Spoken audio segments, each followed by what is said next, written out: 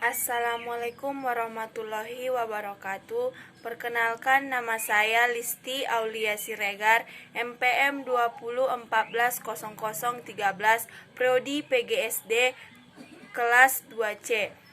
Di sini saya akan membuat video presentasi saya dengan mata kuliah pembelajaran PKN kelas rendah yang berjudul Pengembangan Media Pembelajaran dengan judul besar Prinsip-prinsip Media Pembelajaran. Di sini saya akan membahas tentang pembahasan prinsip-prinsip media pembelajaran. Kemudian sebelum kita ke sana, kita harus mengetahui apa itu pengembangan media pembelajaran. Oke, langsung saja saya akan menjelaskannya. Pengertian pengembangan media pembelajaran adalah serangkaian proses atau kegiatan yang dilakukan untuk menghasilkan suatu media pembelajaran berdasarkan teori perkembangan yang telah ada. Dari itu kita harus tahu bahwa pentingnya pengembangan media pembelajaran. Sebagai contoh, banyak guru yang kurang menaruh perhatian terhadap media pembelajaran ketika mengajar di hadapan siswanya. Mereka hanya mengandalkan ucapan dirinya seperti mereka diajarkan oleh guru pada waktu sekolah zaman dahulu. Peran media dalam proses mengajar sangatlah penting untuk menunjang tercapainya tujuan pembelajaran. Media pembelajaran yang efektif dapat menumbuhkan sikap keterkaitan siswa terhadap suatu konsep atau media pembelajaran yang digunakan dapat mempengaruhi aktivitas pembelajaran. Media pembelajaran ini sehingga dapat memiliki alat bantu yaitu seperti audio, visual, dan lain-lainnya. Kemudian di sini saya akan membahas teori atau judul yang sudah diberikan, yaitu mengenai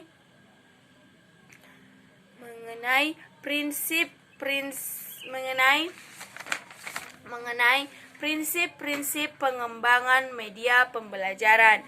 Prinsip-prinsip perkembangan media pembelajaran ini terbagi atas beberapa, yaitu 1. Mengidentifikasi dan mengungkapkan dengan jelas gagasan dan membatasi topik bahasan.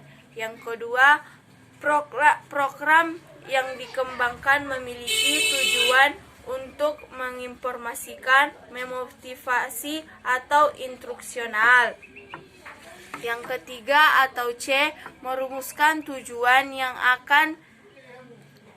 akan dicapai. Yang keempat, mengevaluasi karakteristik siswa yang akan menggunakan program tersebut. Yang kelima, menyiapkan kerangka atau offline isi pelajaran. Yang keenam, mempertimbangkan bahwa media apa saja yang sesuai untuk mencapai tujuan. Yang ketujuh, membuat storyboard untuk paket pelajaran.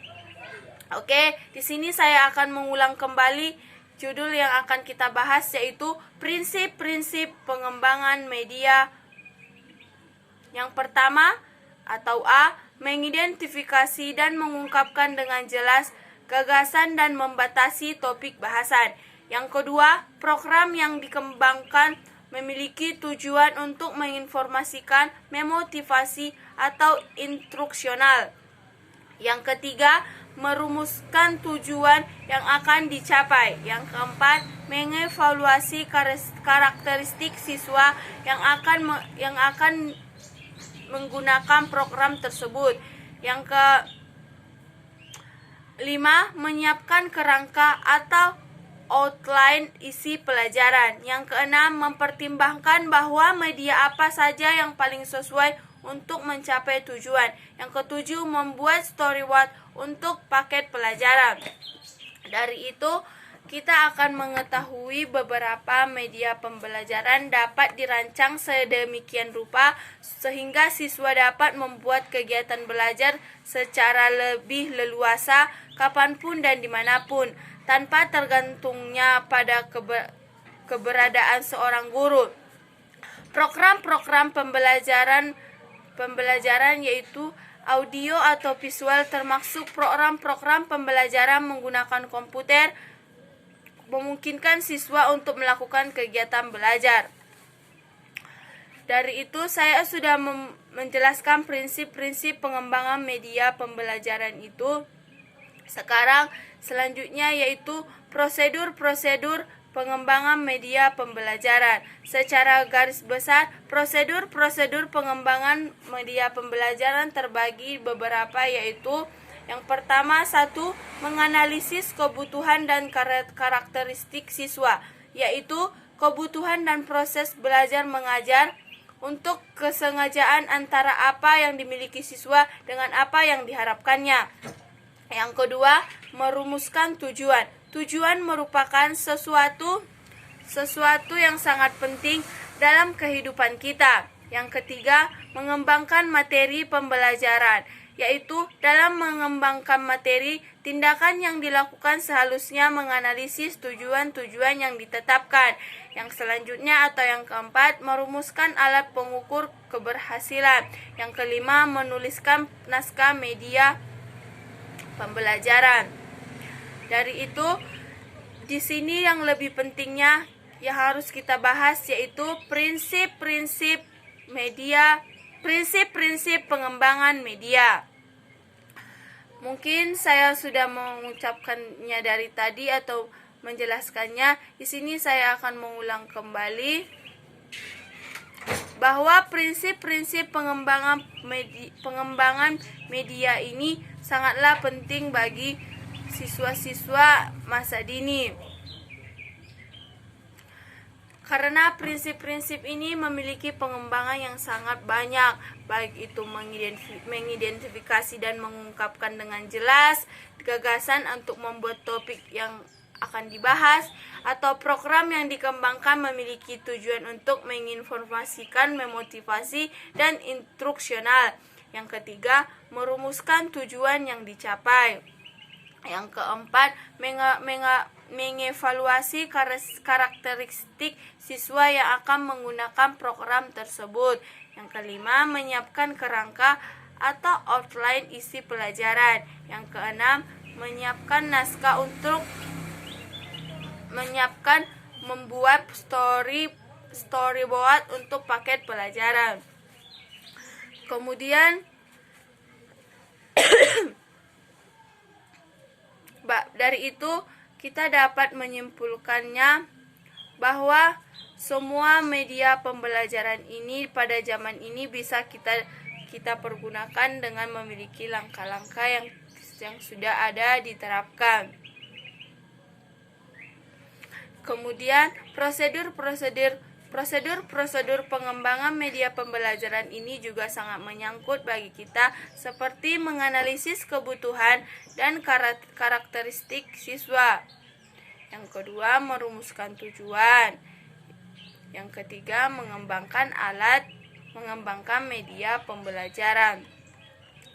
Dari itu, kita sudah seringkali mendengarkan pengembangan media pembelajaran. Media pembelajaran itu sangat banyak, baik itu media pembelajaran yang bersejarah maupun non bersejarah. Dari itu, prinsip-prinsip media pembelajaran ini sangatlah berguna bagi kita, apalagi untuk topik-topik yang akan kita bahas dalam pembelajaran PKN kelas rendah ini, atau mengidentifikasi program yang dikembangkan memiliki tujuan untuk merumuskan tujuan yang akan dicapai. Di sini saya akan mengulang pembahasan kita dari yang di atas supaya lebih jelasnya. Prinsip-prinsip pengembangan media pembelajaran yaitu terbagi atas beberapa, yaitu satu, mengidentifikasi dan mengungkapkan dengan jelas gagasan dan membatasi topik bahasan. Yang kedua, program yang dikembangkan memiliki tujuan untuk menginformasikan, memotivasi, dan lainnya. Yang ketiga, merumuskan tujuan yang akan dicapai. Yang keempat, mengevaluasi karakteristik siswa yang akan menggunakan program tersebut. Yang kelima, menyiapkan kerangka atau offline isi pelajaran. Yang keenam, mempertimbangkan bahwa media pembelajaran apa saja yang paling sesuai untuk dicapai tujuannya. Yang terakhir, membuat storyboard untuk paket pelajaran. Mungkin cukup sekian yang bisa saya sampaikan dalam membuat video presentasi ini. Jika ada kesalahan saya mohon maaf. Assalamualaikum warahmatullahi wabarakatuh.